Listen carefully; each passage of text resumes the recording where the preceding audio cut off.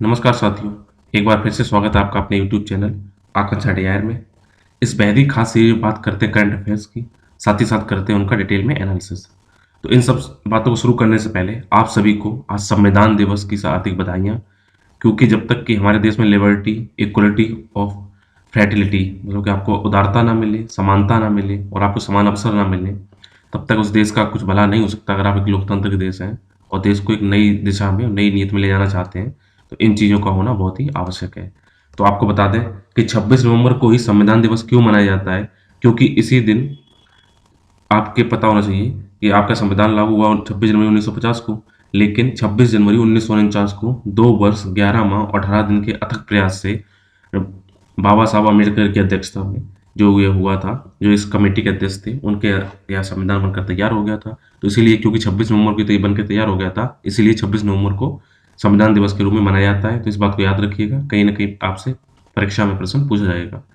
तो इसी तरीके के और भी करंट अफेयर को जानने के लिए और रोचक तथ्यों को अच्छे तरीके से जानने के लिए, जो न केवल आपके यूपीएससी और पीसी एग्जाम में सहायक हो, बल्कि अन्य जितने भी कॉम्पिटिटिव एग्जाम हैं, एसएससी, बैंकिंग, रेलवे, इन सभी में आपको सहायता दें, तो आप जुड़े रहिए मेरे यूट्यूब चैनल आकांक्षा डीआई के साथ। इसको आप लाइक करिए, सब्सक्राइब करिए, शेयर कीजिए और हाँ, बेल आइकन जरूर प्रेस कर लीजिएगा, जिससे कि मेरे द्वारा अपलोड किए गए वीडियो की नोटिफिकेशन आप तक पहुंच पाए और आप सबसे पहले मेरी वीडियो को देख पाए। यदि ये इस चैनल पे पुराने हैं तो इसे अपना प्यार देते रहिए, अपने दोस्तों के साथ, अपने मित्रों के साथ, नियर वंश के साथ, रिलेटिव के साथ इसको शेयर कीजिए, उनसे सब्सक्राइब करवाइए, जिससे न केवल ये डिजिटल प्लेटफॉर्म ग्रोथ करे, बल्कि कहीं ना कहीं वो भी अपनी परीक्षा की तैयारी में अच्छे से अपने आप को डेवलप कर पाए। और यदि ये वो परीक्षा की तैयारी नहीं, अगर आम नागरिक, कॉमन मैन भी हैं, तब भी वो जान पाए कि देश दुनिया में क्या चल रहा है और उसके पीछे क्या फैक्ट है। क्योंकि आजकल आपको पता होना चाहिए कि न्यूज़ चैनलों की भरमार है, वो आपको कहीं ना कहीं भ्रमित करते हैं और अपने अपने तरीके से चीज़ों को प्रेजेंट करते हैं। तो एज इट इज़ या फैक्चुअल चीज़ें हैं क्या, जो क्लियर कट क्या चीज़ें हैं, उसकी ऑथेंटिक जानकारी आपको इसी चैनल पर मिलती है। तो आइए शुरू करते हैं आज के प्रमुख करंट अफेयर, देखते हैं आज के प्रमुख करंट अफेयर हैं क्या क्या। सुप्रीम कोर्ट ने केंद्र सरकार से पूछा है, ये पहला बार कोई ऐसा मामला नहीं है, बार बार पूछती रहती है कि सरकार में जो भी लोग नेता लोग हैं वो आ रहे हैं, तो उनके अपराधों को, जो जिसके ऊपर दोष सिद्ध व्यक्ति हो जाते हैं, क्यों ना ऐसा किया जाए कि उनके चुनाव पर क्या किया जाए, आजीवन प्रतिबंधित क्या कर दिया जाए, उनके चुनाव को कभी लड़ ना पाए। तो देखते हैं इसके बारे में क्या होता है, बट ये तो क्वेश्चन नया नहीं है। इसके अलावा देश में सामाजिक, आर्थिक और स्वास्थ्य संकेतों पर, इन सोशल, इकोनॉमिक और हेल्थ इंडिकेटर हैं, उन पर एक व्यापक सर्वेक्षण किया गया है। राष्ट्रीय परिवार और स्वास्थ्य सर्वेक्षण, जो इस टाइम 5वां है, नेशनल फैमिली है एंड हेल्थ सर्वे 5th है, इसके जो फैक्ट शीट है उनके जारी कर दिया गया है। आपको ज्ञात होना चाहिए कि जो national family and health survey है, जो इससे पहले 1992-93 में, 1998-99 में, 2005-6 में और 2015-16 में आयोजित किए जा चुके हैं। ये 5वां संस्करण है, इसको भी आयोजित किए जाने की, आगे अभी इसको पब्लिश किए जाने की उम्मीद है। भारत और अमेरिका ने सरकार द्वारा लगाए जाने वाले जो डिजिटल सेवा टैक्स हैं, उनके लिए एक ट्रांजिशनल अप्रोच अर्थात परिवर्ती पद्धति के संबंध में निर्णय ले लिया है। तो आज इसके बारे में देखेंगे। तालिबान शासन द्वारा कई चीनी कंपनियों को अफगानिस्तान के लिथियम जो वहां पे डिपॉजिट है, उनको दोहन करने के लिए और संभावित परियोजनाओं का ऑन साइट निरीक्षण करने के लिए उनको ग्रीन सिग्नल दे दिया गया है। जो चीनी कंपनियों ने अपना वहां काम भी शुरू कर दिया है, जिससे न केवल वो लिथियम का दोहन कर पाएंगे, बल्कि कहीं ना कहीं भारत के लिए चिंता का सबक है। इसके बारे में आज हम देखेंगे। बात करेंगे वियतनाम में होने वाले अफ्रीकन स्वाइन फीवर में। आपको पता चाहिए हमारे देश के नॉर्थ ईस्ट रीजन में भी ये स्वाइन फीवर फैल चुका है, तो ये वहाँ पे वियतनाम में व्यापक रूप से फैल रहा है। इसकी वजह से वहाँ न केवल स्थानीय कृषि उद्योगों को नुकसान पहुंच रहा है, बल्कि वहाँ पर सूअरों की जो संख्या है वो क्या है, उनकी जो लगातार जो उनको मारा जा रहा है, वो 3 गुना उनकी संख्या बढ़ गई है। इसके अलावा आज हम बात करने वाले हैं तवांग के बारे में, बात करेंगे युद्धयावा, जो एक एक्सरसाइज है दोस्ती, उसके बारे में। तो आइए देखते हैं आज के प्रमुख करंट अफेयर का डिटेल में एनालिसिस। आज जितने भी करंट अफेयर वो ज़्यादातर किससे टॉपिक लिंक है, वो टॉपिक लिंक है आपके यूपीएससी के सामान्य अध्ययन 2 से पेपर टॉपिक के बारे में। बात करेंगे दो सिद्ध व्यक्तियों में चुनाव में भाग लेने के लिए जो सवाल खड़े बार बार होते हैं, सुप्रीम कोर्ट ने सरकार से पूछा इसके बारे में। अगर जन प्रतिनिधित्व अधिनियम की मुख्य विशेषताएं क्या हैं, पीपल रिप्रेजेंटेशन एक्ट जो कि 1951 में बना था, उसकी क्या विशेषताएं हैं, उसके बारे में अगर कोई प्रश्न आता है तो वहां से आपके प्रश्न पूछा जाता है। और ये प्रश्न न केवल आपके एक परीक्षा की दृष्टि से इंपॉर्टेंट है, और कहीं ना कहीं अगर आप अच्छे समाज में रहते हैं, एक लोकतांत्रिक समाज में रहते हैं, तो आप उम्मीद करते हैं जो आपके चुने हुए नेता हैं वो दागी ना हो, वो और दागी नहीं होंगे तो कहीं ना कहीं वो अच्छे से कार्य करेंगे। उसके बारे में बात करते हैं। तो देखते हैं आखिर मामला है क्या। जो शीर्ष अदालत है था सुप्रीम कोर्ट ने, उसमें एक याचिका डाली गई है जिसमें ऐसा बोला गया है कि चुनाव लड़ने के लिए एक समान अवसर दिए जाने की मांग इसमें की गई है। तो याचिकाकर्ता का डिटेल में कहना क्या है कि अगर आप एक बार कोई भी दोष आप पे लग जाता है, कोई क्रिमिनल केस लग जाता है, तो आप आजीवन क्या कर सकते हैं, एक सरकारी नौकरी, यहाँ तक कि क्लर्क भी नहीं बन सकते हैं। तो राजनेता कैसे, उन पे ये नियम लागू नहीं होता। अगर आप दोष सिद्ध हो जाता है, मर्डर है, आप क्रिमिनल हैं, और फिर भी आप चुनाव लड़ सकते हैं, तो उन पर रोक क्यों ना लगाए। तो इस रोक के जब केंद्र सरकार पे जवाब मांगा गया सुप्रीम कोर्ट का, तो सुप्रीम कोर्ट का ये कहना है, तो कानून मंत्रालय जो है हमारा सरकार का, उसके द्वारा दिसंबर 2020 को अदालत में एक हलफनामा दिया गया, और उन्होंने बोला है कि सरकार ने जो दोषी व्यक्ति हैं उनको चुनाव लड़ने या किसी भी राजनीतिक दल का कोई भी चेयरमैन बनने पर आजीवन प्रतिबंध लगाने के विचार को खारिज कर दिया था। उन्होंने बोला था ये ऐसा हम नहीं कर सकते, आजीवन रोक नहीं लगा सकते हैं। इस पर उन्होंने क्या किया, इसके विरोध के लिए उन्होंने क्या-क्या लॉजिक दिए केंद्र सरकार ने। उनका ये कहना था कि विधि मंत्रालय जो हमारा है, लॉ मिनिस्ट्री है, उन्होंने ये बोला है कि सांसद और विधायक क्या है, वो विशिष्ट सेवा शर्तों से नहीं बंधे होते हैं। उन्होंने आपको कोई विशिष्ट सेवा नहीं देनी होती है, बल्कि क्या होता है, समाज सेवक होते हैं ये। तो राजनेता नागरिकों और देश की सेवा करने की शपथ से बंधे हैं। वे सुचरित, अच्छे अंतःकरण और राष्ट्र हित में बंधे होते हैं, ये इस बात की शपथ लेते हैं। साथ ही साथ वर्ष 2019 के पब्लिक इंटरेस्ट फाउंडेशन मामले की अगर बात की जाए, इसमें सुप्रीम कोर्ट का ये कहना था, हालांकि राजनीति का अपराधीकरण एक स्पष्टता, एक कड़वा सच है कि वहां पर अपराधीकरण बढ़ रहा है, जो कि लोकतंत्र के मजबूत जो किला है उसके लिए एक दीमक की तरह कार्य कर रहा है। लेकिन जैसा भी हो, अदालत इस पर कानून नहीं बना सकता है। इस पर कानून बनाने का अधिकार किसके पास है, सरकार के पास है। तो केंद्र सरकार इसके लिए कानून बनाए। तो इसमें सरकार का ये कहना है कि जो जनप्रतिनिधित्व अधिनियम 1951 है, उसके तहत कारावास अवधि और उसके बाद 6 साल की जो उन्होंने निर्भरता कर रखी है, वो विधि निर्माताओं के लिए सजा है, वो पर्याप्त है। उनके लिए आजीवन सजा देना कोई उचित कदम नहीं होगा। अगर हम देखें तो जो सांसद और विधायक, इनके खिलाफ जो आपराधिक मामले दर्ज हो रहे हैं, उससे कौन कौन सी चिंताएं उभर के आ रही हैं, क्या दिक्कतें हो रही हैं। तो विभिन्न राज्यों में पूर्व या मौजूदा जो सांसद हैं या विधायक हैं, उनके खिलाफ बड़ी संख्या में लगातार आपराधिक मामले आते रहे हैं और वो लंबित भी पड़े हुए हैं। इस प्रकार के मामलों की सर्वाधिक संख्या देखें तो किस राज्य में, तो ये ध्यान रखना, आपराधिक मामलों की सर्वाधिक संख्या जो सांसदों विधायकों के ऊपर है वो उत्तर प्रदेश में है। इस पर अगर निर्वाचन आयोग का देखें, उनका क्या कहना है, जो चुनाव कराते हैं, उनका ये कहना है कि इन्होंने वर्ष 2017 में शीर्ष अदालत जो सुप्रीम कोर्ट है उसके चुनाव लड़ने के लिए आजीवन प्रतिबंध लगाने की जो आवश्यकता है उसका समर्थन किया है इलेक्शन कमीशन ऑफ इंडिया ने। साथ ही साथ उन्होंने ये भी लॉजिक दिया है कि इस तरह के कदम से राजनीति के गैर अपराधीकरण में सहायता मिलेगी। साथ ही साथ भारत के निर्वाचन आयोग ने सर्वोच्च न्यायालय में अपनी सहमति व्यक्त करते हुए कहा था कि इस तरह के जो प्रतिबंध है न केवल संविधान में उल्लिखित समानता के अधिकार और मौलिक अधिकार की भावना के अनुरूप होंगे, बल्कि देश में कहीं ना कहीं इससे क्या होगा, अपराधीकरण से मुक्ति मिलेगी यहाँ पे जो राजनीतिक पार्टियों से। तो आगे क्या होना चाहिए, क्या इनके केस होने चाहिए, ये आपके ऊपर विचार है। आप इसको सोचिए, समझिए, क्या लॉजिक है, क्या तर्क है, सरकार को क्या करना चाहिए। यही आपसे परीक्षा पूछा जाता है कि आप क्या चाहते हैं। तो मेरे अंदाज अगर मेरी राय पूछी जाए तो उसमें क्या करना चाहिए कि इनके त्वरित न्याय की बात करनी चाहिए, मतलब कि यहाँ फास्ट ट्रैक कोर्ट लगाने चाहिए। अगर वो अपराध सिद्ध होता है तो आजीवन प्रतिबंध लगाइए। कई बार क्या होता है ना, झूठे केस भी लगते हैं, तो इन चीज़ों को भी ध्यान में रखना चाहिए।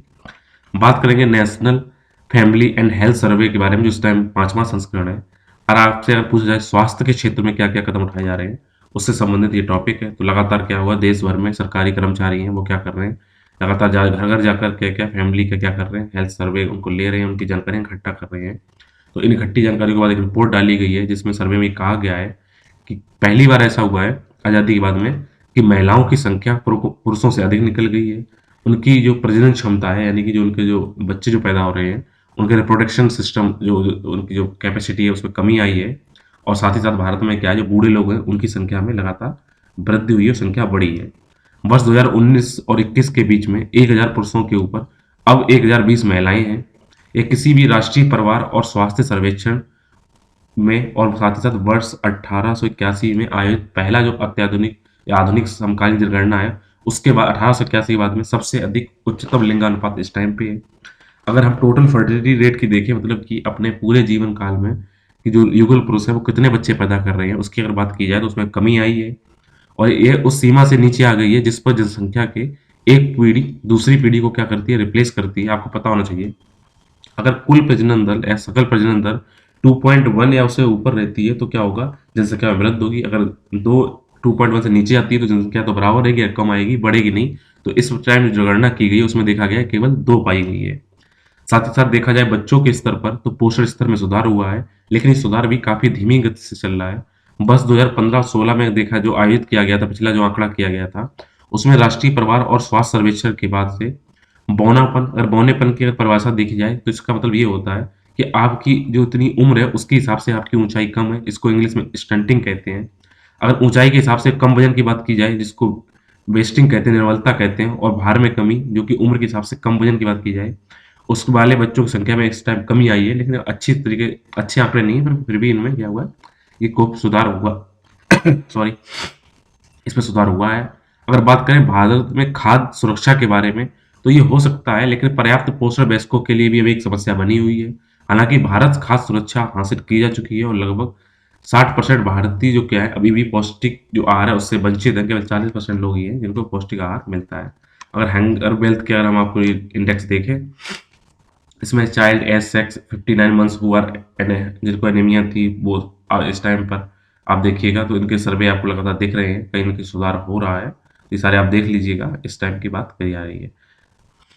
अगर हम राष्ट्रीय परिवार और स्वास्थ्य सर्वेक्षण के बारे में देखें, जो इससे सर्वे करता है, तो राष्ट्रीय परिवार और स्वास्थ्य सर्वेक्षण बड़े पैमाने पर किया जाने वाला एक क्या है, मल्टी स्टेप में होने वाला एक सर्वे है, जिससे पूरे भारत में परिवार के क्या होते हैं, फैमिली के नमूने लिए जाते हैं, उनके सैंपल लिए जाते हैं, उस हिसाब से क्या किया जाता है, आपको उनकी रिपोर्ट दी जाती है।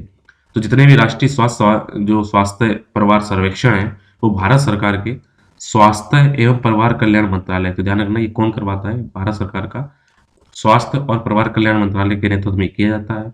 और मुंबई स्थित इसकी नोडल एजेंसी, इसका नाम है international institute for population sciences, अर्थात अंतर्राष्ट्रीय जनसंख्या विज्ञान संस्थान इसकी नोडल एजेंसी है। इसमें लक्ष्य देखा जाए तो ये दो लक्ष्य प्राप्त करने की बात करते हैं कि स्वास्थ्य और परिवार कल्याण मंत्रालय तथा अन्य एजेंसियों द्वारा जो भी पॉलिसी बनाई जाती है और जो भी कार्यक्रम बनाए जाते हैं, उनकी पूर्ति हेतु स्वास्थ्य और परिवार कल्याण अपेक्षित आवश्यक विवरण प्रदान करता है सर्वे करके। साथ ही साथ स्वास्थ्य और परिवार कल्याण के महत्वपूर्ण मुद्दों पर जानकारी प्रदान की जाती है और देश में कैसे सुधार लाया जाए इस बारे में बात की जाती है। आइए बात करते हैं डिजिटल टैक्स समझौते के बारे में। ध्यान रखना, अगर आपसे पहले प्रश्न ये आए कि अभी हाल ही में डिजिटल टैक्स समझौता किन दो देशों के बीच में हुआ है, तो इसका आंसर होगा भारत और अमेरिका के बीच में डिजिटल टैक्स समझौता किया गया है। ये महत्वपूर्ण अंतर्राष्ट्रीय संस्थान और उनकी संरचना कैसी है उसके बारे में एक क्वेश्चन आता है।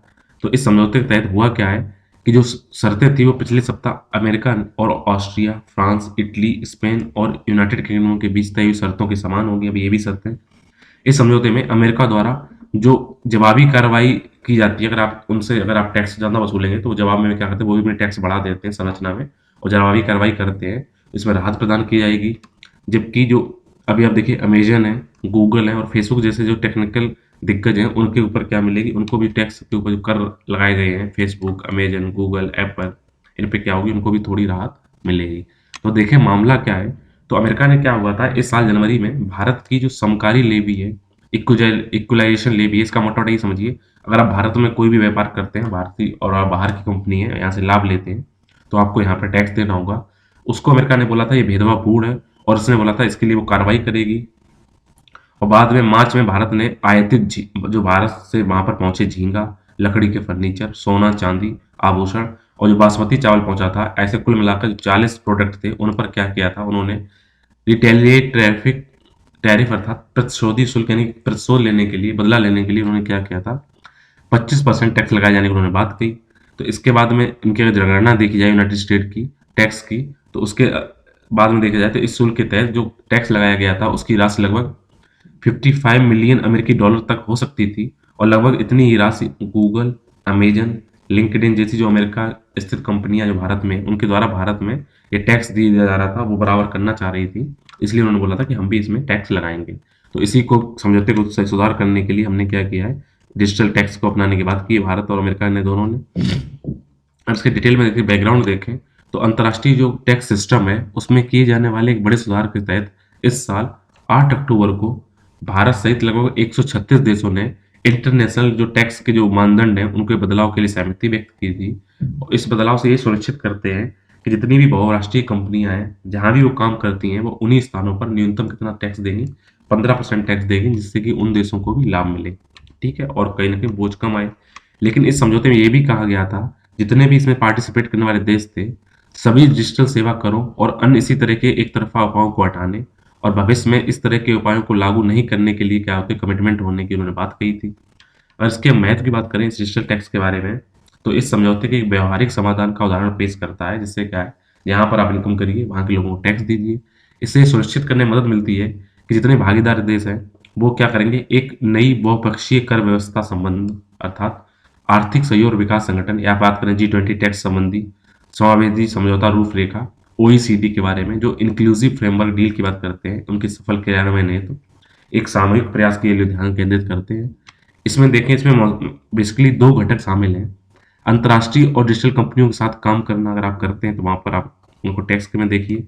साथ ही साथ लाभ का सीमा पार जो अंतरण होता है या फिर ट्रीटी शॉपिंग होती है, उसका समाधान करने हेतु इसमें निम्न कर क्षेत्राधिकार से निपटना है।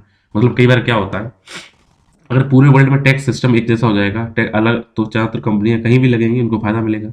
लेकिन कुछ देश क्या होता है, टैक्स कम लेते हैं, तो वहाँ पर इंटरनेशनल कंपनियाँ जाकर और टैक्स बचा लेती हैं, तो उनको दूरी, इनको क्या मिलेगा, उससे सहायता मिलेगी। अगर इसमें देखें, अगर ये समझौता लागू हो जाता है, तो जैसे आपको पता है नीदरलैंड है, लग्जमबर्ग है, जहाँ पर जो टैक्स रेट है वो काफ़ी कम है। साथ ही साथ बहामास और वर्जिन आइलैंड जो ब्रिटिश का है, उनमें क्या होगा, टैक्स हेवन जो जाना जाता है कि वहाँ पर टैक्स बचा लोगे जाके, वहाँ पर टैक्स रेट कम है, तो उसमें क्या होगा, अब उनमें चमक कम पड़ेगी। और अन्य देश भी जब इक्वल टैक्स रेट कम से कम 15% आपको लेना ही होगा, तो आप कहीं भी लगाइए कंपनी, तो अब क्या होगा, पूरे वर्ल्ड में एक रूपता आएगी। अगर भारत पे देखें, इस पर क्या प्रभाव पड़ेगा, तो इससे क्या होगा, अगर ये वर्ल्ड टैक्स सिस्टम लागू होता है, जिससे भारत के लिए गूगल, अमेजन और फेसबुक जैसी जो इंटरनेशनल कंपनियां हैं, उन पर जो समकारी लेवी अर्थात इक्वलाइजेशन जो लेवी लगाई जा रही है अपनों टैक्स को कवर करने के लिए, वो वापस लेनी होगी। अफगानिस्तान की लिथियम पर चाइना की नज़र पहले से ही थी। भारत भी चाहता था उसको उसका अधिकार मिले, लेकिन अफगानिस्तान की जो वहाँ पे नई तालिबान सरकार आई है, उन्होंने इसके लिए चाइना को आमंत्रित किया, उनको निरीक्षण कर लगातार वो लोग कर रहे हैं। तो भारतवर्ष के पड़ोसी देशों के संबंध कैसे हैं, इन पर ये क्वेश्चन बनता है। तो बैकग्राउंड की बात की जाए, तो लिथियम अफगानिस्तान में बड़ी मात्रा में मौजूद जितने संसाधन हैं, उनमें से एक है, जो कि मुख्यतः राजनीतिक अस्थिरता और बुनियादी ढांचे में कमी के कारण अभी तक इसका दोहन वहाँ पे नहीं हो पाया है। और इसके लिए अगर इसमें देखें, इसमें चुनौतियाँ क्या थी, तो अफगानिस्तान में आज भी सुरक्षा स्थिति काफ़ी अच्छी नहीं है। साथ ही साथ वहाँ पर भोजन की कमी है, गंभीर आर्थिक संकट समेत कई चुनौतियाँ वहाँ मौजूद है। तो ऐसे में वहाँ पर अगर वो अपना लिथियम बेचेंगे तो कुछ लाभ मिलेगा।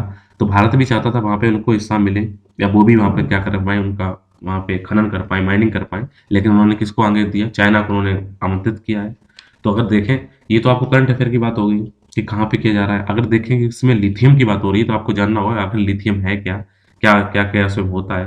तो आप अगर देखेंगे, तो लिथियम अगर आप पीरियोडिक टेबल में जाएंगे, तीसरे नंबर का ये है, हाइड्रोजन, फिर हीलियम, फिर लिथियम आता है। ये तीसरे नंबर का, इसके आटोमोस्ट सेल में एक इलेक्ट्रॉन होता है, जो इसको काफ़ी उपयोगी बनाता है इंडस्ट्रियल बेस पे या केमिकल बेस पे। तो इसके बारे में देखें, तो ये एक तरह का नरम और चांदी के समान सफ़ेद धातु होती है। और अगर स्टैंडर्ड स्थितियों में रखा जाए, तो ये सबसे हल्की धातु है। और सबसे हल्का क्या है, ऐसा ठोस तत्व है जो सबसे हल्का है। बाकी जो ठोस तत्व है इससे भारी है, लेकिन सबसे हल्का ठोस तत्व कौन सा है, लिथियम है। कुछ इस तरीके से दिखता है ये। अन्न अत्यधिक जो प्रतिक्रियाशील या ये ज्वलनशील होता है, इसमें आसानी से आग लग सकती है, इसलिए इसको क्या किया जाता है, खनिज तेल के अंदर इसको रखा जाता है। जैसे सोडियम को अंदर रखा जाता है, ऐसे लिथियम को भी रखा जाता है। और इसके जो गुण है वो क्षारीय है, और एक दुर्लभ धातु है जो आसानी से मिलती नहीं है। इसकी विशेषताओं की बात की जाए, तो ये किसी भी ठोस तत्व की तुलना में इसके अंदर स्पेसिफिक हीट सबसे अधिक होती है। लिथियम का सिंगल बैलेंस जो इलेक्ट्रॉन जो बाहर केवल एक पाया जाता है, इससे क्या होता है, ये विद्युत का अच्छा चालक होता है। साथ ही साथ ये इसमें आसानी से आग पकड़ सकती है, और ये हवा और पानी दोनों में जैसे ही संपर्क में आता है, इसमें विस्फोट हो जाता है। ये इसकी विशेषता है। लिथियम के उपयोग की बात की जाए, तो आपने आजकल लिथियम आयन बैटरी लगातार देखी होंगी, फोनों में है, लैपटॉप के अंदर है। तो लिथियम नई जो टेक्नोलॉजी है, उसके लिए एक महत्वपूर्ण तत्व है। इसका उपयोग न केवल सिरेमिक, शीशा और दूरसंचार क्षेत्रों में किया जाता है, बल्कि अंतरिक्ष संबंधी उद्योगों में इसका उपयोग किया जाता है। अगर इसके सार्वजनिक उपयोग की बात की जाए, तो लिथियम आयन बैटरियों का निर्माण करने, लुब्रिकेटिंग ग्रीस का निर्माण करने, एल्युमिनियम के साथ विमान के पुर्जे बनाने में, रॉकेट की जो जो रॉकेट है उनके जो प्रणोदक हैं उनमें ऊर्जा संयोजक के रूप में, मोबाइल फ़ोन के ऑप्टिकल मॉड्यूलर के बारे में, और थर्मोन्यूक्लियर जो भी रिएक्शन होती हैं उसमें इसका उपयोग किया जाता है। इसलिए इसको प्रिस्क्राइब्ड सब्सटेंस में डाला गया है। तो अगर थर्मोन्यूक्लियर में यूज देखें, तो इसके यूज के कारण लिथियम को क्या किया गया है, परमाणु ऊर्जा जो एक्ट है 1962 का, उसके अंतर्गत इसको नियत पदार्थ अर्थात प्रिस्क्राइब्ड सब्सटेंस इसको घोषित किया गया है। इस अधिनियम के अंतर्गत देश के विभिन्न जो जियो वैज्ञानिक क्षेत्र हैं, उनमें लिथियम की खोज के लिए AMT को अनुमति प्रदान लेनी पड़ती है। तो हम देखें कि आखिर प्रिस्क्राइब्ड सब्सटेंस होते क्या हैं। तो परमाणु जो ऊर्जा एटॉमिक एनर्जी जो एक्ट है 1962 का, इसके तहत नियत पदार्थों का तात्पर्य केंद्र सरकार द्वारा जो असूचित उन पदार्थों से होता है जो कि परमाणु ऊर्जा के उत्पादन करने, उनके उपयोग करने या इनसे संबंधित पदार्थों जैसे uranium, plutonium, thorium, barium, deuterium या फिर उनके यौगिक जो अनुसंधान है उनमें उपयोग के अगर उपयोग आता है ऐसे पदार्थ, उनको प्रिस्क्राइब्ड क्या बोला जाता है, उनको सब्सटेंस बोला जाता है, उसमें लिथियम शामिल है। आइए बात करते हैं अफ्रीकन स्वाइन फीवर के बारे में, जो ना अभी आपको देखा भारत में मिजोरम क्षेत्र में इसको इसने हिट किया था, वहाँ पे 88 सूअर को मारा गया था।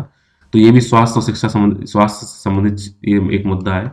तो अफ्रीकन स्वाइन फीवर अब वियतनाम में फैल रहा है। तो वहाँ की सरकार की बात की जाए तो देखा जाए तो इस वर्ष अफ्रीकन स्वाइन फीवर का प्रकोप वहाँ के देश के 63 शहरों में और उनके 57 प्रांतों के अंतर्गत हुआ है, जिसमें 2275 क्षेत्रों तक ये फैल चुका है और इस साल अब तक वहाँ पर लगभग 2,30,000 सूअरों को मारा गया है।